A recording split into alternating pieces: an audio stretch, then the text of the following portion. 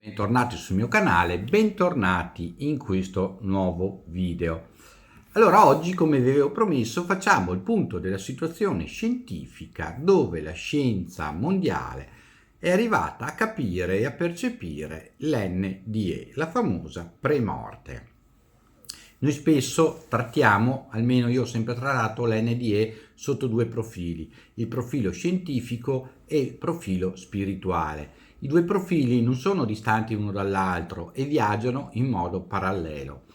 Però mi è stato chiesto più volte da voi di parlarne dal punto di vista scientifico, per dare modo anche alle nostre menti umane di accogliere, dove qualora ci fosse dello scetticismo, questa cosa che oltre la vita fisica, cioè dopo la morte, noi continuiamo a vivere una vita sotto forma diversa.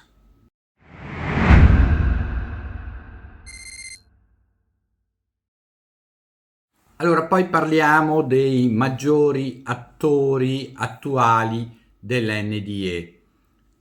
Partiamo però da un attore tutto italiano, il professor Sacco. Il professor Sacco, noto professore medico di stimata fama, ha iniziato anche lui a proporre alla comunità scientifica e medica alcune variazioni di percezione, per esempio, di quella che è la coscienza. Perché? La coscienza è stato stabilito che non è né visibile né tangibile né falsificabile, quindi non possiamo toccarla, ma neanche fare una coscienza falsa. In poche parole, non possiamo oggettivare l'essenza soggettiva della coscienza.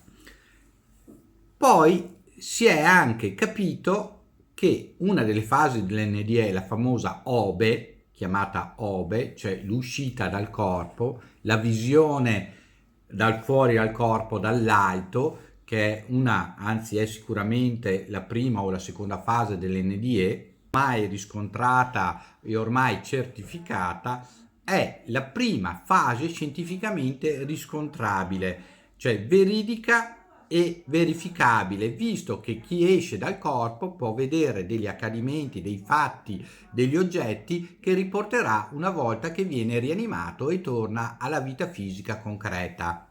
Sacco propone addirittura di cambiare, per cercare di imbrigliare più scientificamente la situazione, il termine di stati alterati di coscienza in espressioni non ordinarie della mente. Questo per eliminare i pregiudizi, anche se a mio parere è meglio stati alterati di coscienza, in base alle convenzioni scientifiche, tanto che ormai è stato scoperto che non sono né i farmaci, né l'assenza di ossigeno, né altre situazioni a provocare l'NDE.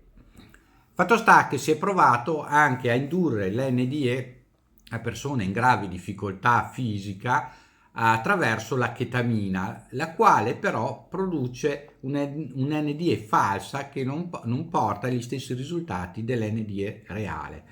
Un'altra casistica è che su un 100% di persone con arresto cardiaco, solo il 30% vive l'NDE, nonostante aver eseguito esattamente le stesse identiche terapie.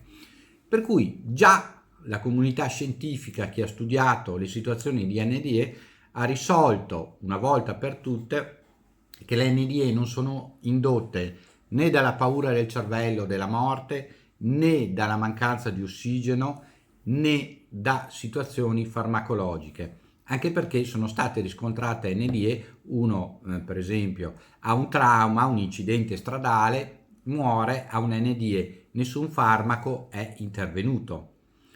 Per cui è stato escluso sia sia l'induzione farmacologica che l'induzione anossica per mancanza di ossigeno. E ormai sempre più medici sono orientati a percepire questo fatto di NDE, questo fatto della coscienza, come fatti non ancora scientificamente spiegabili, ma che non hanno niente a che vedere con falsi sintomi dati appunto da farmaci o da mancanza di ossigeno. Sacco testimonia anche che perfino bambini di 3-4 anni, nel loro modo semplice di esprimersi, se hanno avuto un NDE la raccontano esattamente come gli adulti. E le interpretazioni scientifiche che vanno dall'ischemia retinica concentrica, quindi quello che anche il CICAP sostiene, che questa visione del tunnel, delle scale della valle oscura in cui si passa sia dovuta a una mancanza di ossigeno agli occhi, non ha più nessun motivo di esistere come scusa. Oppure l'acido metabolico, le scariche simile-epiletiche, eccetera, ritiene il professor Sacco non sono più sufficienti a far luce né sulle esperienze di Obe né sulle esperienze di NDE, anche perché l'Obe, che è una delle fasi dell'NDE, ormai abbiamo detto è verificabile. 4 università statunitensi, attraverso il progetto Hawking,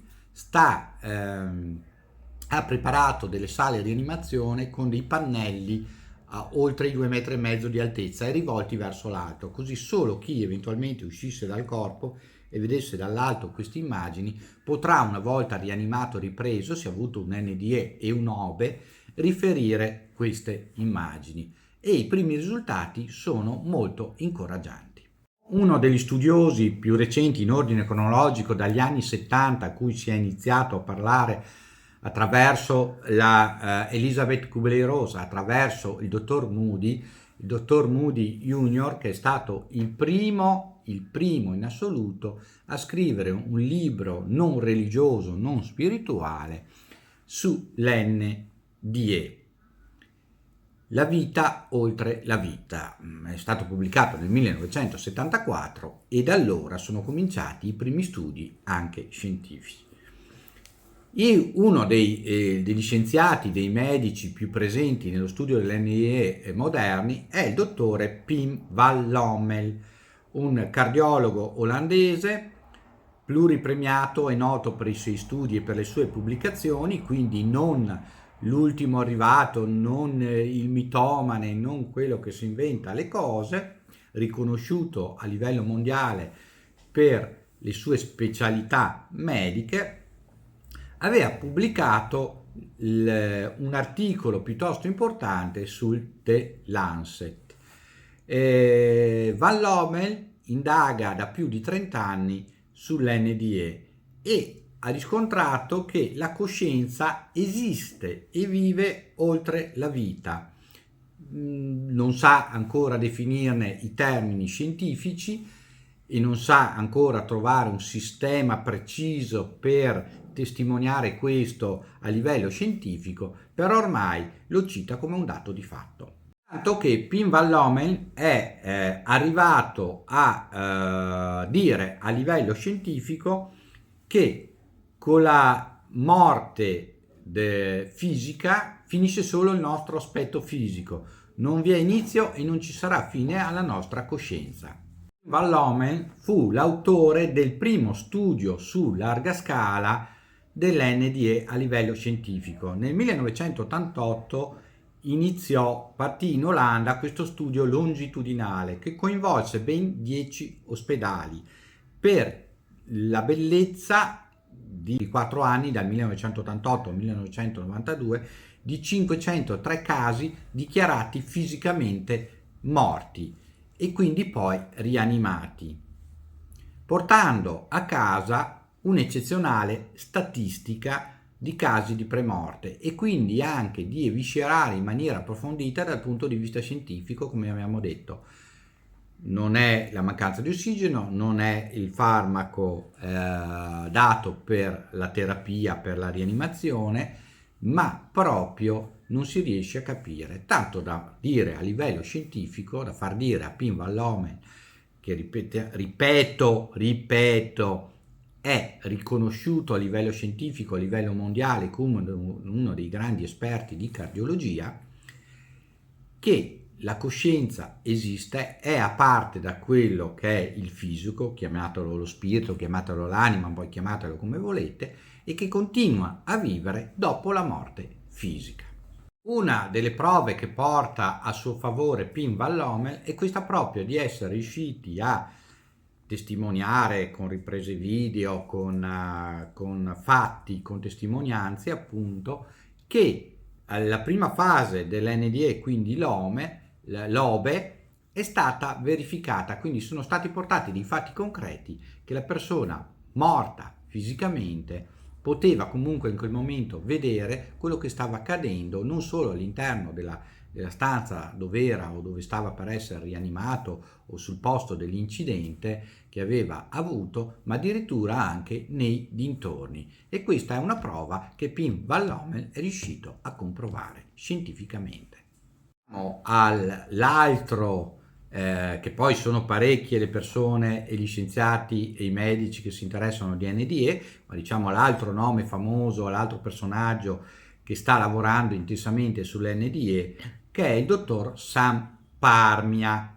Sam Parmia è professore assistente di terapia intensiva all'Università Statale Stony Brook di New York e quindi in collaborazione con il dottor Peter Fenwick e i professori Stephen Holgate e Robert Peveler dell'Università inglese di Southampton, quindi in Inghilterra, è alla guida, quindi questi professori messi insieme sono alla guida del progetto AWAR, oppure AWAR come lo dicono loro, che serve proprio per prendere consapevolezza dal punto di vista scientifico dell'NDE.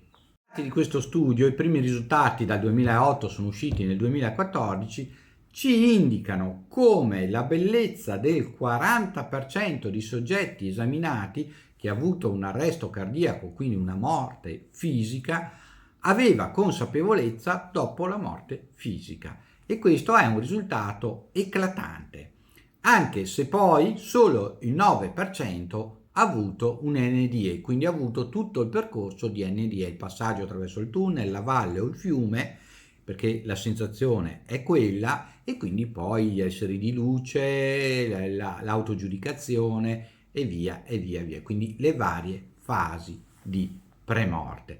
Però ben il 40%, se non ha avuto l'OBE, comunque ha potuto percepire quello che accadeva nell'ambiente esterno, pur essendo fisicamente morto, cuore fermo, cervello spento.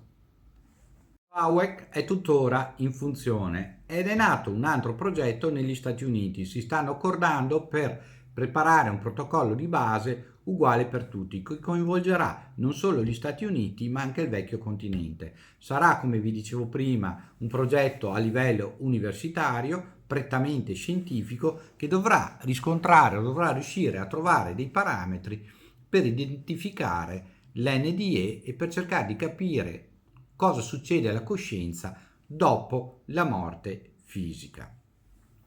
Vi dico adesso alcuni libri che potete trovare.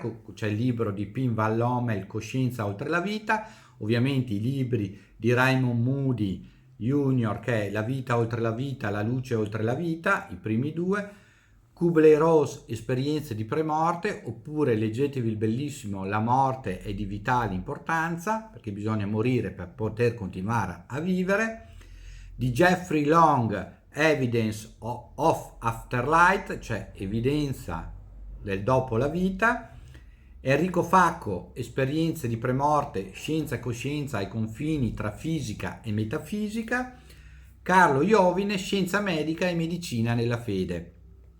Ovviamente le due cose non sono così distinte, come vi ho sempre detto, però è importante che la scienza, in un momento così materialistico, così dove noi ormai diamo corpo prettamente alle cose che tocchiamo realmente, che vediamo realmente, alle cose scientificamente probabili e provate, che la scienza si stia interessando della vita dopo la morte. Si sta interessando in maniera tale che è arrivata addirittura a certificare l'OBE, e quindi abbiamo già fatto a tutt'oggi 2021 un passo da gigante dal punto di vista scientifico. Ora vediamo se anche la scienza riuscirà a raggiungere qualche livello un po' più alto per quello che riguarda la premorte. Questo è tutto, spero di avervi dato un aggiornamento comprensibile. L'argomento è molto vasto, le fonti sono molte, io ho cercato di riassumere quello che è lo stato dell'arte oggi dal punto di vista scientifico dell'NDE. Ci vedremo sicuramente in prossimi video dove vi porterò altre testimonianze. In questi giorni sto parlando con un italiano che ha avuto delle esperienze appunto di OBE e di premorte, e quindi cercherò di portarvi anche la sua testimonianza. Ci vediamo in un prossimo video, mi raccomando, aiutatemi, iscrivetevi al canale, mettete un bel like, condividete il video, ci vediamo in un prossimo video. Ciao a tutti da Ermanno, ciao!